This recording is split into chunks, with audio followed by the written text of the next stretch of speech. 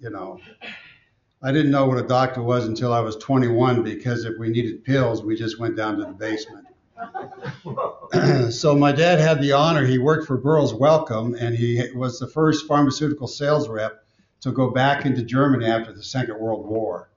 And after a long career with Burroughs Wellcome, then he retired, but the local pharmacies found out he was there, and of course, then they started asking you to, you know, come and help out here and a day there. So pharmacists never retire. All right. Anyone other than a pharmacist, nurse, doctor here? Dietitian. Oh, great. I love dietitians. Okay, so let's talk then about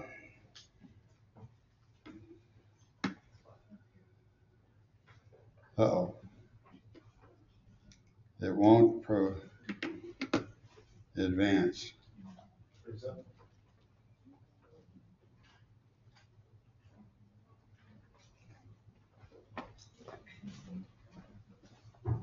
All right, I'll do it the hard way. I'll use the mouse. All right, so what is Six Sigma? I'd like to tell you there's 5 things that I would, if you could leave with today. The first one is that in Six Sigma, we believe in capturing what we call the voice of the customer, which usually is going to be the voice of not the patient, but the voice of the stakeholders, the staff. And the reason for that is because usually you don't have to ask a patient if they enjoy being harmed or not, right? It just doesn't make sense. It's not appropriate to ask them those questions. And even when we ask them a question that might be of interest, like length of stay, the fact is they don't really appreciate the chaos that happens around the discharge process. And so, because that's hidden from them for a reason.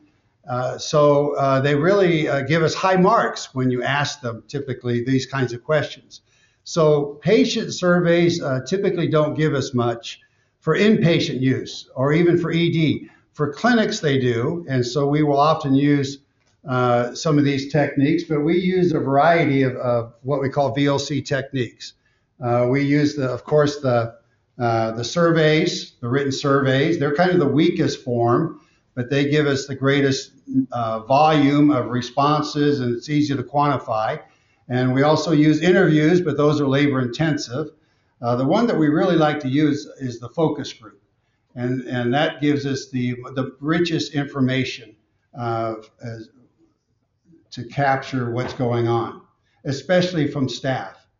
Then the second thing that Six Sigma employs is the voice of the process. And the voice of the process is listening to the process, so to speak. And we do that through mapping it and measuring it and assessing it. So the process here is shown by the healthcare system, and we'll talk about that a little bit more, but from the time that the patient comes in to the time that they go out, or some segment of that is what we tend to look at to map. Then the other thing that we need to understand is the variation that's coming from that system.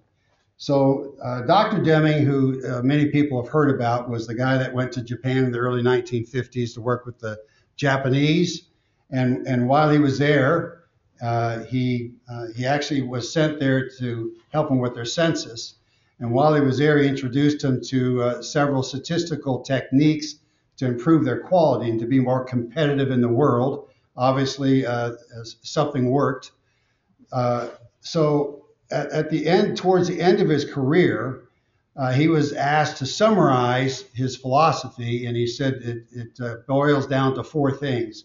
And the first thing is that all work is part of a system, or all work is part of a process. And then the second thing was that every process has variation. Now, the variation typically that we're talking about is not the variation that comes from the patient, but it's the actual variation that the healthcare system creates for itself, the way it's designed. For example, some of you know that for 75 weeks I had a central line several years ago. That's what chemo patients have. That's how you give us that good stuff. And for 75 weeks, that central line was maintained every week. either at the hospital as an inpatient or at the clinic, someone came and cleaned that central line. And you would think that it's fairly consistent. For example, you would think that if I wear a mask one week, that I would wear a mask the next week, but that wasn't the case. Or that if the nurse puts on sterile gloves, cuff gloves one week, that would be so every week, but that wasn't really the case. Or that that they would use, at that time they used betadine and alcohol, and you would think that if they used alcohol first and then betadine second, that would be consistent, but it was not. And there were like half a dozen or more things like that were very telling, that were distinct each time. And I know I was on a lot of drugs, but I honestly thought that healthcare was advancing so quickly that they were experimenting each week on me to see, how they could get the process down better. So that's the kind of variation that we're talking about, not the kind that comes from the patient. That doesn't mean we don't want to understand the patient population and the differences in their physiology and whatnot.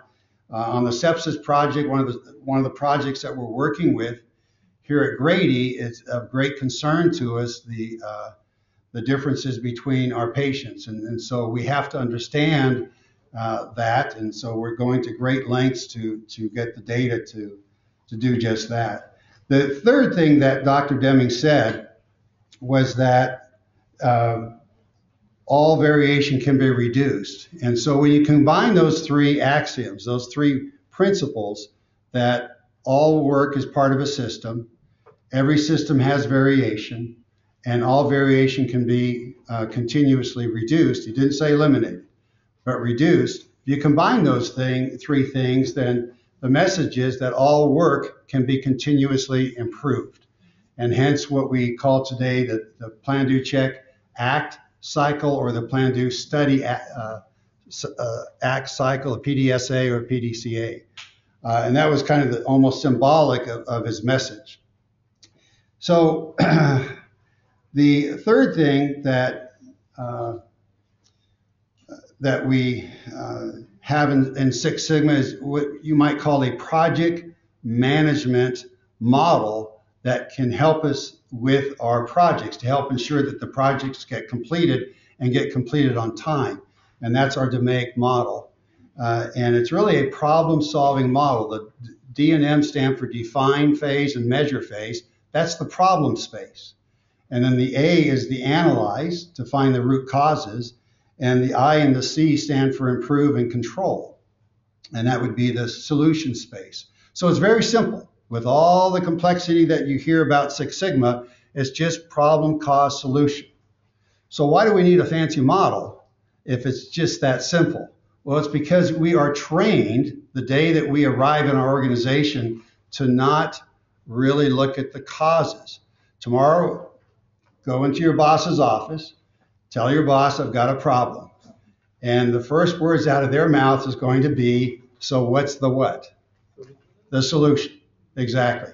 So basically we get trained to jump over the cause and simply do something, right? To do something. So the DMAIC model kind of helps us slow down and make sure that something is to understand the real root cause. The fourth thing about Six Sigma that helps us in our cultural change, without ever talking about cultural change, is that we do all this work in teams. You could go out and individually find out why every harm event happens, and you could come up with a solution for it, but it's just not going to be accepted. In manufacturing, you can go up to a machine and you can find, through some experimental design and whatnot, how to improve that machine, and then turn a knob, move a level, rotate a dial a little bit more, and instantly see the results. As an individual, you could do that. But healthcare professionals don't move as easily as knobs and levers. So we learned to work in teams. GE, who was wildly successful with their Six Sigma effort, Jack Welch headed that organization for 20 odd years. And he said that the best change management, the best cultural change initiative, the best leadership development program that GE ever had, and they were renowned for these things, was the Six Sigma initiative.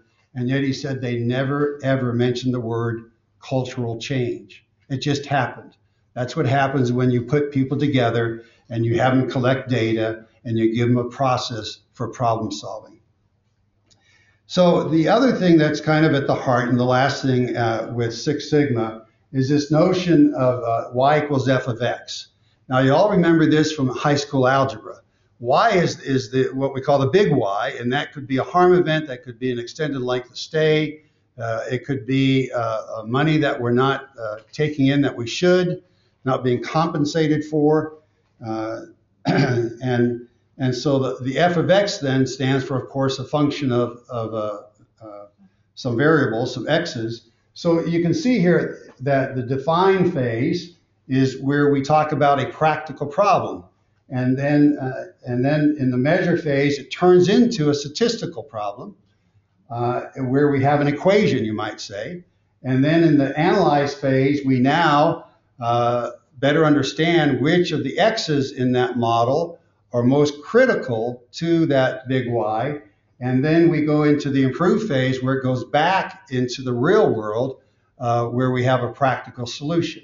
And so let me share with you an example of what this looks like. This is one that my son came up with, one of my sons, who's was a black belt for 3 different hospitals, and then he went to the dark side and now works for United Healthcare. But he came up with this example, and it took me a year before I saw it. But I know he has never worked with the geriatric services, and I have never worked with the geriatric services. So I think there was a message there for me. And I just actually realized that this morning. So the why here is admissions or takes too long. See, that's a verbal description. That's what people will tell you. And that's why we use the voice of the customer or those listening techniques to hear that. And they'll say things like, the hospitalists take too long to respond, or the bed vacancies are poorly communicated. But you see, these are verbal descriptions without data, right? So that's the practical problem. Then in the measure phase, we now are starting to come up with an equation where we have numbers for the big Y. The admit time averages 95 minutes with a standard deviation of 20 minutes. It's quantifiable now. And then the hospitalist patient's evaluation takes 45% of the total time. We didn't know that before when we were just describing it verbally. The bed assignment takes 35% of the time, et cetera. And the source of that is that voice of the process. So you can see how the voice of the customer basically tells us what the staff think about the problem, and the voice of the process actually describes the problem. Now, when there is a conflict between those two, and there often is, we had a couple of projects this past year at Grady where the staff basically did not see there was a problem with the turnaround time. So when that happens, when that conflicts with the actual data, you have 2 problems. You have the process problem, and then you have the problem of the people's perception that do not legitimize that as being the problem. And so we share that data with them because we have to turn that around. Because what's coming in the improve phase is we've got to change. And when it's not we that has to change, it's them that have to change, right? And so when it's them, if they think we're picking on them, they'll tell us where we can go. So we have to engage them and take them with us on this journey. Otherwise, it's just not going to work. So it's kind of like the story where how do you get a 350-pound gorilla on a bus? And the answer is you open the doors and you push the gorilla into the bus. And then the next question is how do you get a healthcare professional onto the bus? And you might think, well, you open the doors and you just push the healthcare professional on the bus. Well, you can't for 2 reasons. One, because the gorilla's on the bus already, so you got to get the gorilla off. And then number 2, gorillas are a lot easier to move than healthcare professionals. So all this time that we collect this voice of the customer, this voice of the process, can seem rather long. It can seem rather tedious. It can seem overwhelming to people when they just want to get the problem solved. But the problem is we've been trying to just get the problem solved for decades, and it doesn't work. So this has to be something we take as a journey. So then the next phase is the analyze phase, and this is statistically and technically the most challenging phase for us. The define and measure are rather straightforward, but the analyze phase, we're really trying to find that connection between those X's and that Y. And here, we kind of try to set it up as if it's some kind of regression equation. But the fact is, in healthcare, it's very difficult to get that scientific or that statistical because the variation is so massive. You can't see the changes. You can't see the effects because what we call the error is so great. And so we have to do some other things if we can't do that. Now, we try to use those techniques, but quite frankly, oftentimes we're left to more simple, straightforward techniques to verify the correlation between the X's and Y's, and then we let the process knowledge, the subject matter experts say, confirm it, because the causation is a much more difficult thing to prove. And we could if we could experiment. But can you imagine saying, okay, for these patients, we're going to randomly pick on the room here, on the unit, we're going to wash our hands. But for these patients over here, randomly pick, we're not going to wash our hands. And let's see who gets sick. You can't imagine in any universe doing that. So there are just some constraints that we have where we're handcuffed and we can't use some of that standard statistical rigor that we can use outside of healthcare. So we do the best we can. But that does not excuse us from at least doing the best we can. Now we go into the improve phase, and in the improve phase, then we have identified what those critical X's are, the red X's, and we come up with solutions for them. And the data there is the before-after data where we compare before the project versus after the project. So that's the Y equals F of X model. And it is one of the key components of Six Sigma. But that's in a nutshell. Now, if you ever have the opportunity to attend our Greenbelt training here at Grady, you'll see that we have over 75 tools in that Greenbelt manual, in that course. And so it's easy to get overwhelmed with all those tools, but they all surround these things. And so we have to keep that in perspective. And the fact is, for most projects, we don't need all those tools. We just don't know which ones you're going to need for your next project. And so we give you a lot. All right, so that's Six Sigma in 25 words or less. So now let's look at Lean. There's probably just as many hospitals, if not a little bit more, that are using Lean than that are using Six Sigma. But Lean has one ultimate purpose, and that's to shorten the timeline. Now, again, there's lots of what we call improvement strategies in Lean that can seem very manufacturing oriented. But if you remember, the whole thing is about shortening that timeline, not crunching it, but shortening it by taking out the non-value added activities.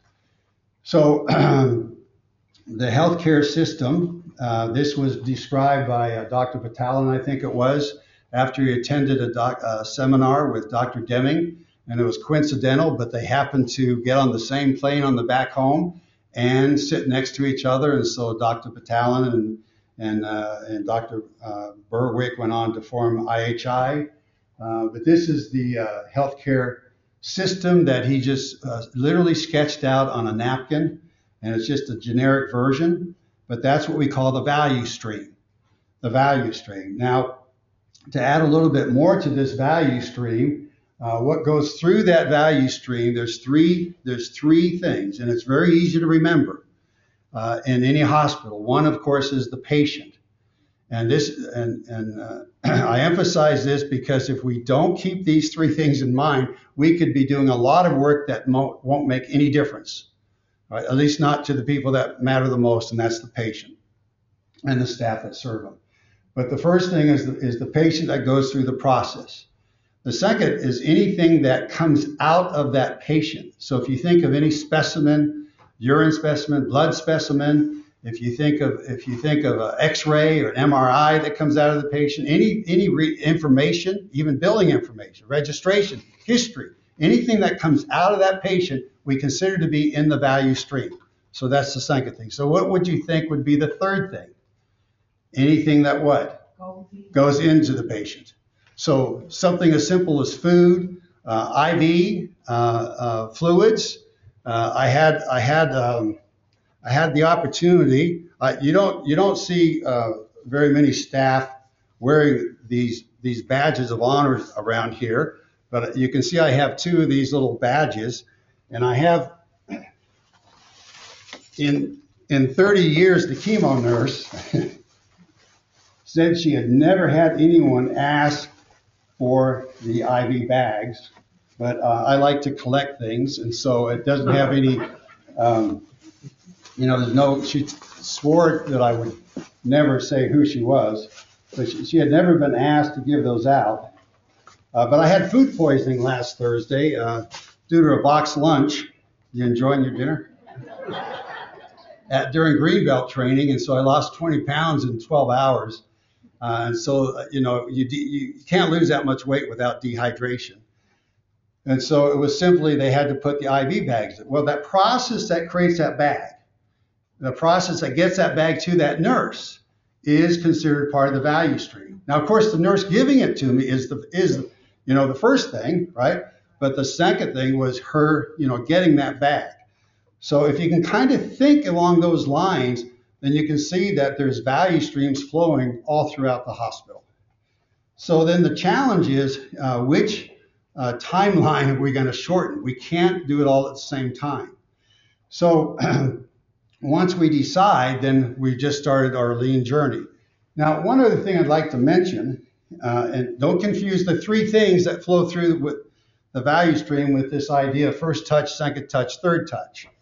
Now, I sometimes say controversial things.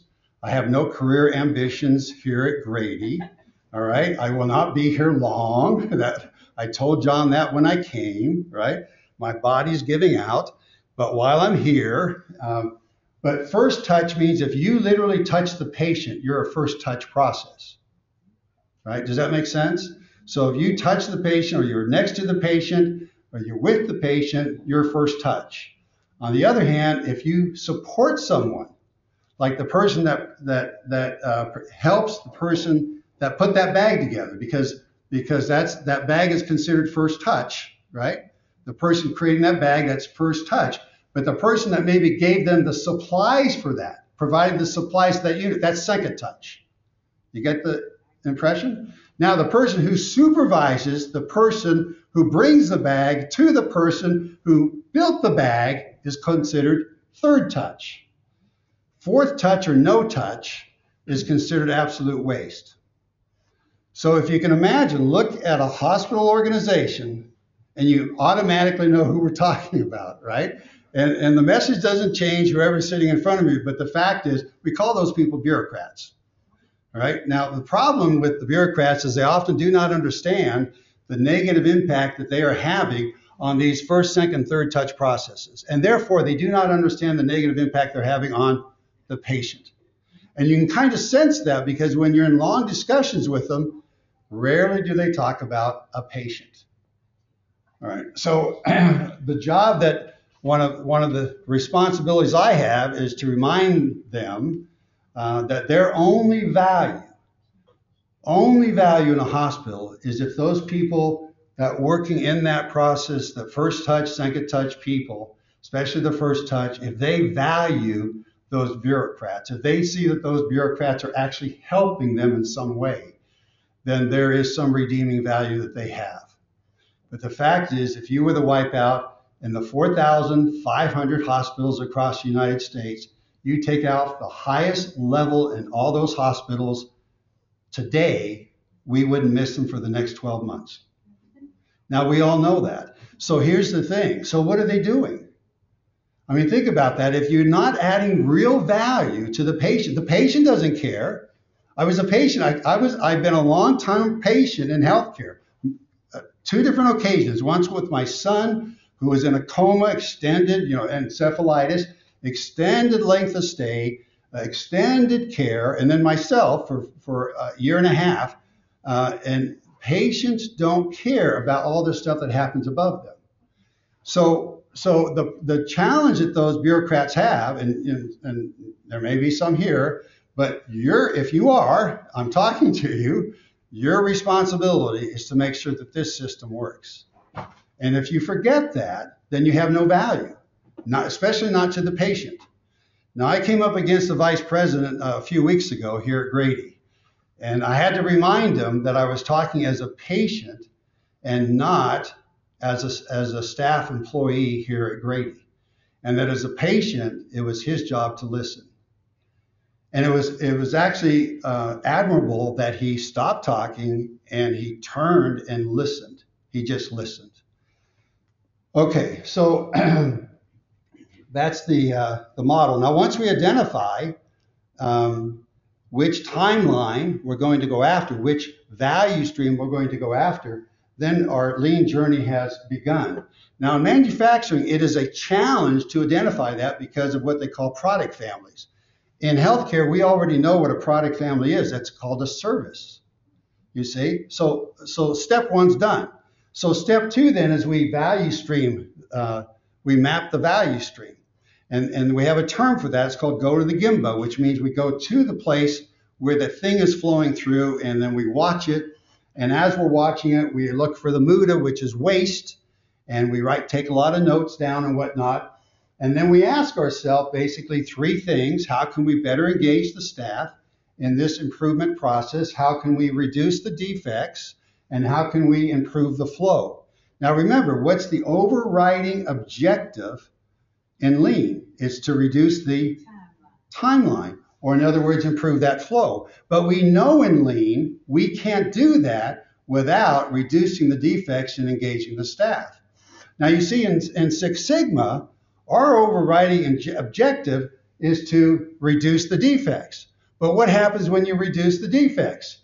It reduces the timeline, and you can only do that if you engage the staff. So Lean and Six Sigma both get into the house, but they just use different doors or windows to get there. Does that make sense? All right. It's kind of like their starting point is different, but they end up the same place. And then our methodology in Lean is Kaizen events. Now, DMAIC project in Greenbelt, with all of its glory, Dr. D can tell you, can take over a year. In Lean, a project will take 5 days. So you might say, why in the heck are we not doing Lean? Well, there's some major cultural norms and values and that have to be in place before Lean works. Lean isn't about let's try it. Now you can try some of the improvement strategies, but if you say you want to be a Lean organization, whether it's the pharmacy, whether it's a unit, whether it's the ED, then you're talking about a rather radical change in the culture. And so oftentimes I have found in working with organizations and hospitals, it's easier to get into the door with Six Sigma, do a few Greenbelt projects, and once the people get excited about it and they see the importance of some of the basic techniques and tools such as standard work, and they start to set their egos aside, then it's time for them to look at Lean. Lean requires leadership. Lean is led. Six Sigma is managed. Two very different things. I can go out here right now and handpick a few of you and say, let's put a team together. Here's the project, and I can manage through that with you.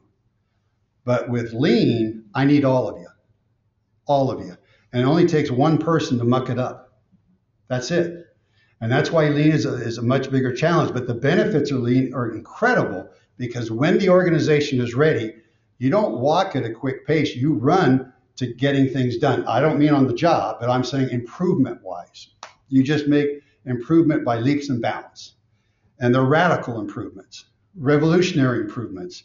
You would never tell a nurse, please sit down for 4 hours here on the shift because we think we're a little bit overstaffed. And while you're sitting down there, just observe and see how else we can improve. In lean, that's one of the things we do. We want to have people sit down. Why? Because if we can do that more and more, then we've realized we have now improved the process. Okay, another one as an example. This comes from Virginia Mason in Seattle, and that is it's an oncology clinic. And when the patient comes in, they sit down in a chair.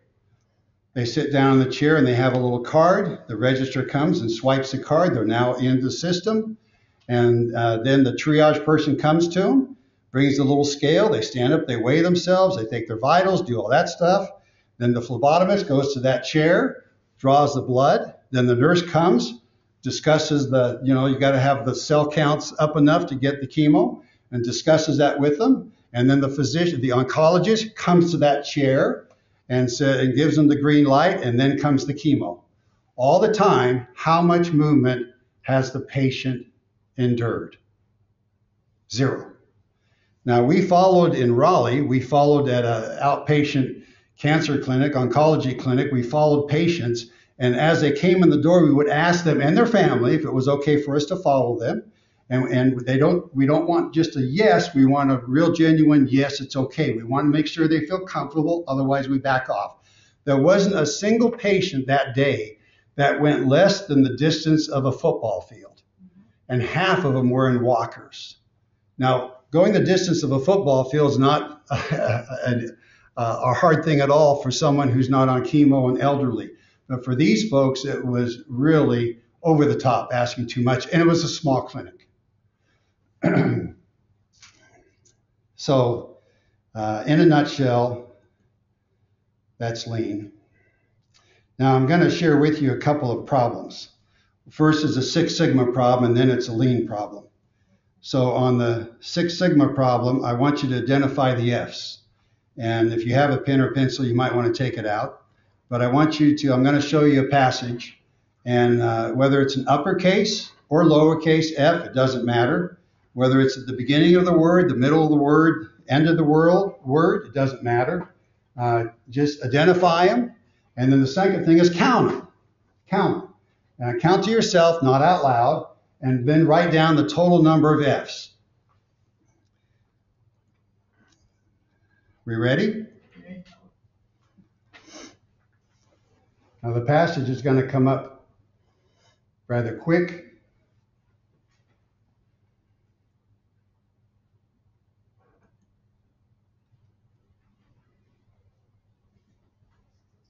Or not at all. One. Yeah.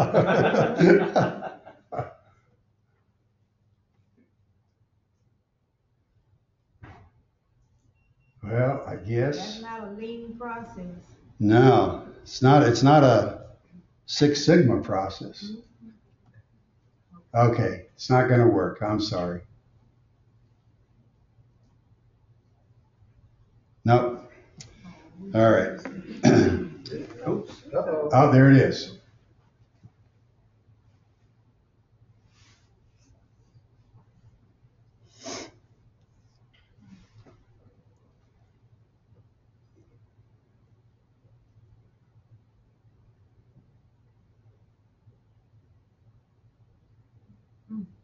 Okay, great. Did you get them all? Now, I gave you all the same instructions, right? So how many of you got 10 or less? Show of hands. 15 or less? 20 or less? 25? 30? 35? Now, do you see the variations? Those in the front might not see it, but do you see the variation? You all in the same room. You all have the same instructions. You all looked at the same screen. So why the variation? Some of us are slower than others. Some of us are a little slower. A little slower? Okay, that's certainly can be the case. Why else?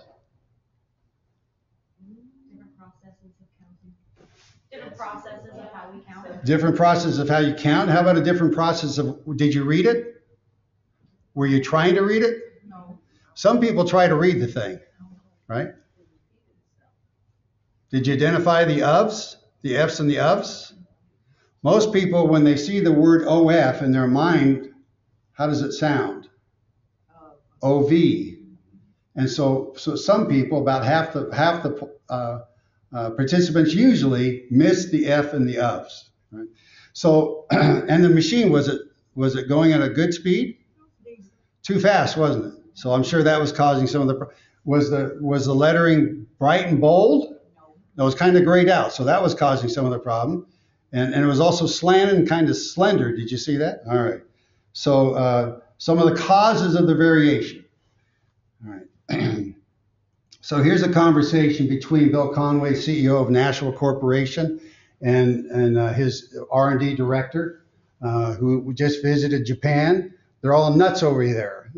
They're all collecting data on stuff and plotting them on all these little graphs or charts. And then they're all going around fixing everything. Now, what had happened is Bill Conway had wanted to get entry for his corporation, Nashua Corporation, into Japan. And the best, easiest way, and sometimes the only way to do that, is you merge with a company over there. And so you immediately have access, right? That's just the simplest way to do it. And so he did that, and when he did, they started receiving the monthly or quarterly numbers, and some of those numbers included the defects. And the defects were, he realized that the Japanese apparently couldn't count defects because there was no way that the defect count could be that low. It was just impossible compared to his plants here in the United States. So he sent the R&D director over there to see how they were cheating with the numbers. So then Bill Conway asked his director, who's doing all this?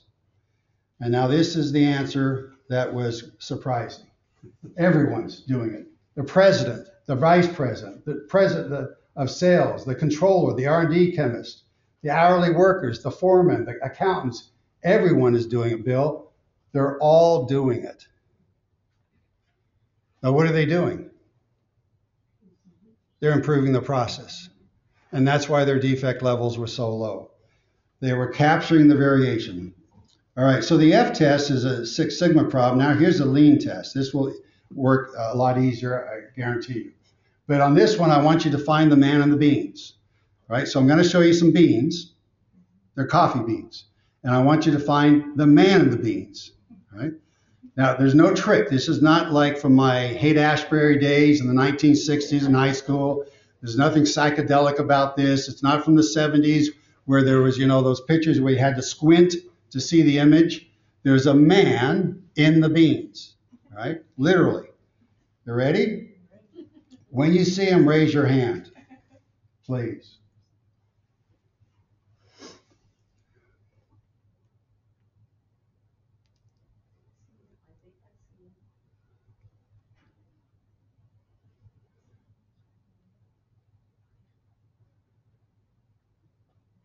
After a while, some of you are going to get really frustrated. That's because as people were coming in, I randomly gave them Post-its notes to say, just raise your hand whenever. All right, so everyone see him? No? Okay, so let me make it easy on you. See him now? See him? Okay? So that's the man and the beans. Now, why is this a lean problem? The most dangerous kind of waste, our friend Shigeo Shingo said, is the waste we do not recognize. When we come into an organization, we are trained to ignore this waste. When I was just a little kid, we lived on the coast south of San Francisco. And every summer, my mom would assign my older brother and I to chores. And we would take turns doing which room. And then when we were done, we could go out to play. And so that particular day, I got the living room and I was sweeping up. We used a broom and I would sweep it up into a little pile. Now remember, I'm about 8 years old, okay? And so I got my pile of dirt, and so I start to look around for the Dustpan, right? Now I'm an 8-year-old kid. I'm looking, and I can feel the sand between my toes. I can hear the seagulls. I can smell the salt air. I can feel the waves over my. See, I'm at the beach, but I have this pile of dirt. What do I do with it? I can't find the dustpan. I look at the rug, 8-year-old kid. I lift up the rug. I sweep it under the rug. Now, just a couple of minutes later, my mom comes by, pats me on the head, and says, "Good job, Ronnie. Now you can go play." What did she just do unknowingly? She didn't know it, but what did she do? She reinforced the bad behavior. She trained me to ignore the waste, to hide the problems, right? So this is what happens, and this is one of the biggest ills that prevents us from being a lean organization. We were watching, as we do in lean, we were watching a registrar, and she was doing something behind a desk where she was typing, and then she would get up and walk 3 feet to get a fax off the fax machine, then would come back and then continue typing. She did that 24 times in 1 hour. 24 times in 1 hour. So I asked her, have you ever thought about moving the fax, right, over here? And she said, well, I don't know. And I said, well, how long have you been working here? She goes, well, I've only been here for 8 years. And it's always been there. You see, we get used to this waste. We're encouraged to ignore it. All right, so the last couple of things I want to show you are some examples of Six Sigma projects. These are DMAIC projects. You can see they fall into 3 buckets. There's the harm reduction buckets, anything to do with reducing the incidence of sticks, of falls, of VAPs, of CLAPSes, of ADEs, of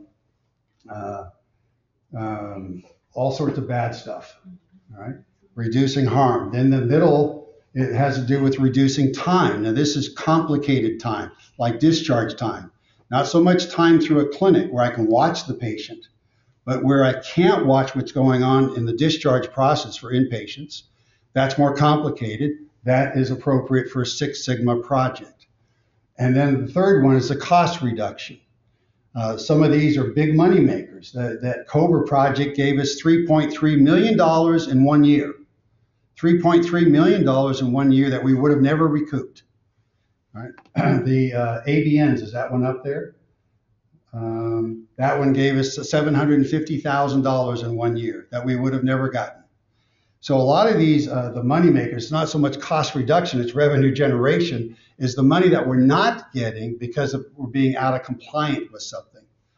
Or in the case of the COBRA, we just had to help the patients know that had lost their insurance, that they could get benefits if they paid the premiums. And by the way, we were willing to loan them the money for that.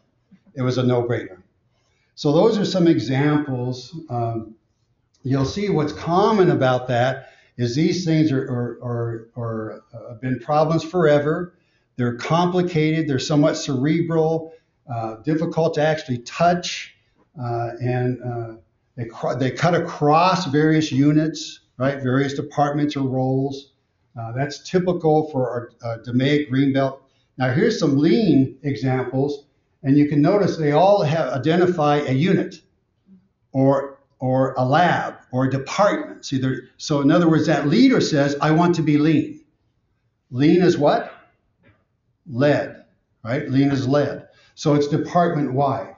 You also notice that in the lean, when we do these Kaizen events, these 1-week Kaizen events, that can also be 3 days or 2 days or whatever, but there's multiple things that get done during that time. Multiple things get done. All right. Also, if you notice that the flow is something you can stand there and observe. Does that make sense? All right, so why an organized approach to improvement? Dr. Duran gave us the answer for that.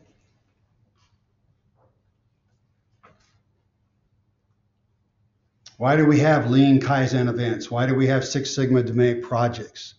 Why do we have these methodologies? 2 reasons. 1, increases the what?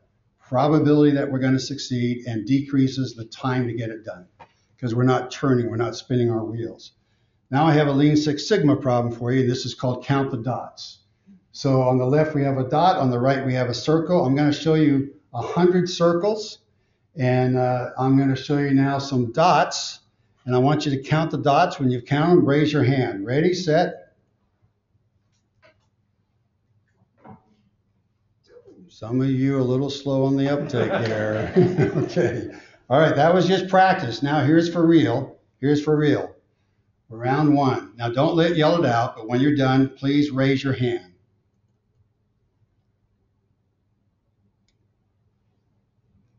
All right, good. That was round one. Now here's round two. So again, how many of the 100 circles, how many dots? Ready, set.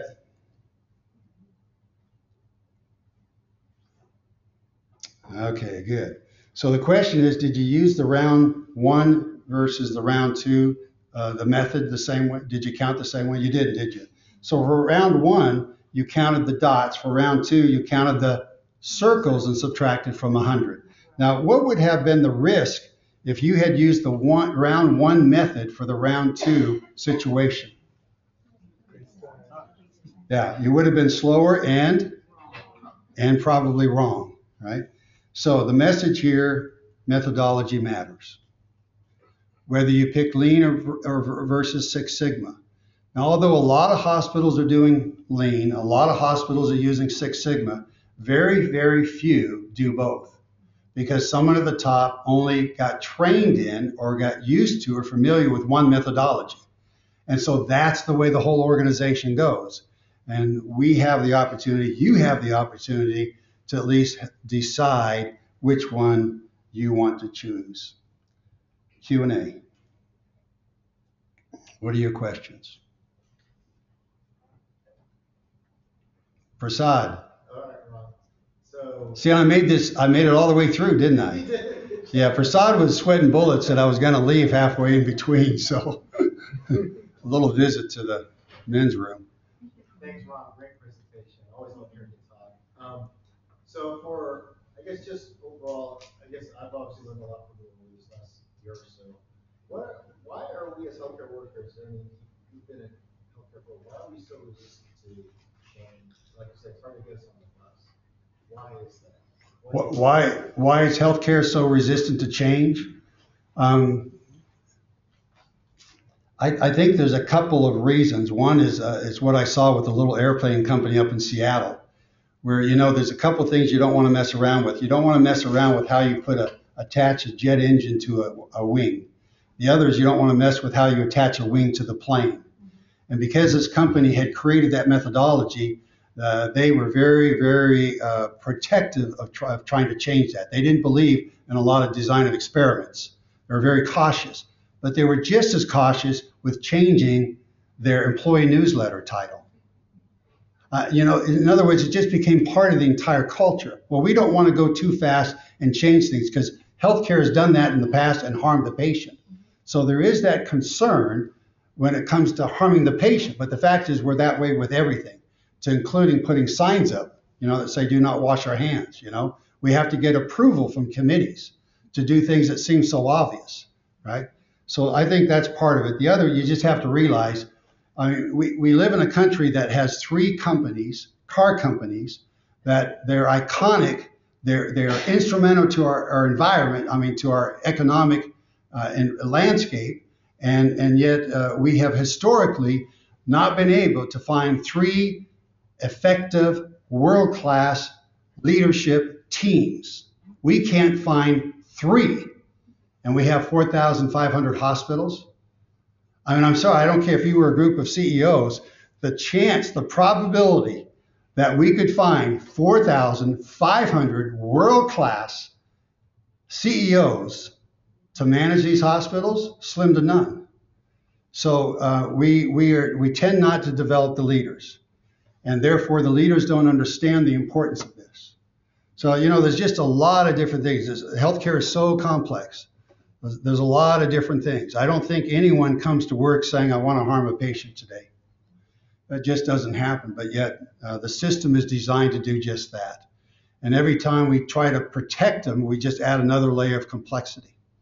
And often it's because a mistake was made like 17 years ago, and so it lingers on. And we just keep adding one more thing. And we keep asking nurses, can you do just this one more little thing? And one more little thing by itself, not a big deal. But after 1,001 of those, it's a big deal. And it's no different from any of you, right? The paperwork that we now have physicians doing, the amount of entry, double entry, triple entry, it's just crazy. Why do we continue to think if the clinicians would just try harder and be more careful, we wouldn't have these issues? Yeah, well, that just doesn't work. Yeah, but it's just as bad to say work smarter, because it implies that you were working dumber before, right? It really means we have to think differently and we have to work differently. But watch a nurse, for example. I've spent a lot of time watching nurses. Okay, I worked to begin with at a peds hospital, and they were cute. So I'd watch them very carefully. But watch them when they go into a room and to care for a patient. They often have an armful of stuff, and they get to that door, and what's right there on that door? Yeah, the hand washing stuff. So what am I supposed to do? And then catch them all? What am I supposed to do? You see, and we don't design a process for those kinds of things. We just don't. We were watching a respiratory therapist with ventilated patients up to 17 times in one procedure for one RT with a patient, up to 17 times. This was in a PICU. That RT had touched the patient and then touched something else. And by policy, when you do that, you're supposed to what? Now look, if you don't believe that policy, rewrite it and just say wash it every now and then. Because it does linger, and that's okay. I'm okay with that. But if you give me a policy and I can't follow that policy, what does that tell me about all your policies? You don't really care if I wash my hands or not. Or where did we put the soap? He's working there or she's working there with the patient. Where's the soap now? I've just touched this, right? The bedside. I just accidentally touched the bedside. So now where do I go to get the soap? So you really want me to go outside again and really? You see, so we don't design it. Now, there are times when maybe people intentionally, but let's fix the other 94% of the time and then worry about that. Because they didn't come here wanting to do that. But oftentimes they've given hope. Please, question? No? Okay. What advice do you have to, as we work to change culture in either departments, divisions, units? Well, we need to move forward with a lot of the stuff. Like, I'm a sponsor for one of the projects gonna start at Grady, and that as we move forward, creating a culture amongst providers and clinicians, and it's powerful stuff. But as you move it forward, you need to have buy-in from all the people that are actually doing it. Yeah, I think the key to how do we engage the staff and physicians? And I don't have any instant pudding type answers for that, but I can tell you if we engage early and engage often. I had an oncologist, a peds oncologist one time, who was adamantly against what we were doing, and that is trying to get the time of discharge down to around 10 o'clock rather than 3:30, and actually get the patients out, all of them out before 11 o'clock. That was the standard. And he thought we were just trying to line the pockets of those SOB executives. I mean, he was absolutely sure that they didn't care about his kids. Now, this is the same physician that they had made a video of and put on the air because he actually made home visits to his kids when they weren't in the hospital. You don't see a lot of that going on, but they wanted to extol him as being an example. So the guy really loved his kids. He didn't have a family. It was these kids. And I sat down next to him one time and talked to him about that, and just had a heart-to-heart with him. And it wasn't about his, the project, but it was about my grandkids and what would happen if my grandkids ever, God forbid, contracted cancer. And Stu said, he looked at me and he said, before I even finished asking him, he said, Ron, I'll be there. I'll be there. And after that, somehow we had a better relationship and he got on board with the project. Now, was he ever a great sponsor for that project? No, but at least allowed us to do what we needed. And then once he saw and trusted us, see, you first do and then you trust. And once he saw that, then the next project, we, instead of us telling him what it was going to be, we went and asked him. And he said, well, what could we do to shorten the turnaround time from the clinic to the inpatient when they're in a bed and maybe get the line in there quicker? Stu, we can do that. Now he's a great sponsor, you see? So engage early and often. But if you ask them, what would you like to improve? They're usually, if they think it's their idea, I mean, honestly, how often do people argue with their own ideas? If they do here at Grady, we take them to the 13th floor, right? So if we ask people, what would you like to improve? And we get that consensus up front, they'll usually come with us. Does that make sense? And then just don't lose them once they're on the bus. It's not easy. If it was easy, we would have already done it. It's a great question, though. When I find the total answer, I'll publish it in the book. Anything else? Thank you very much. There might be one more question.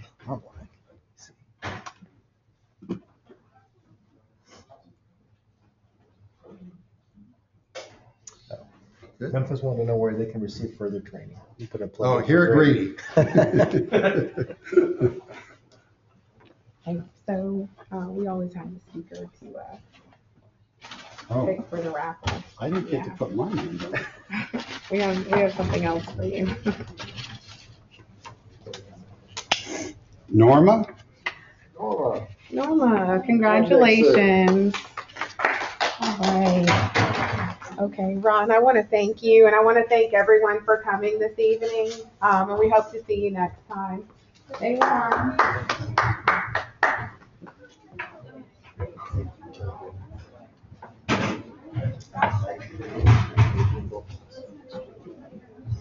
How are you? Very good. How are you? Good to see you as well. Things going all right?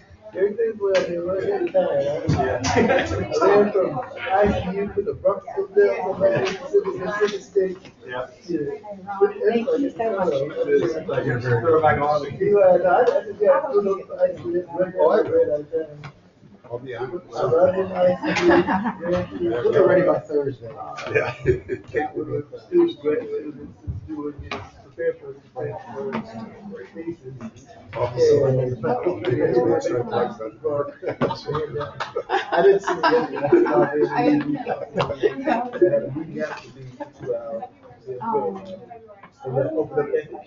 She's just what they get through. Exactly. Get further. Well, as you look at things like this, you start Where? Oh, where? even Gotcha. come here.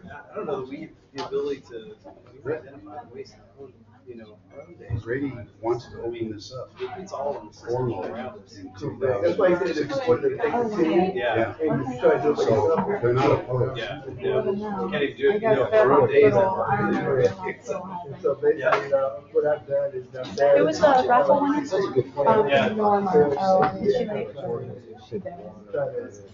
You know, Okay. Kind of ended kind of last there. I didn't get it. I didn't know. Oh, yeah.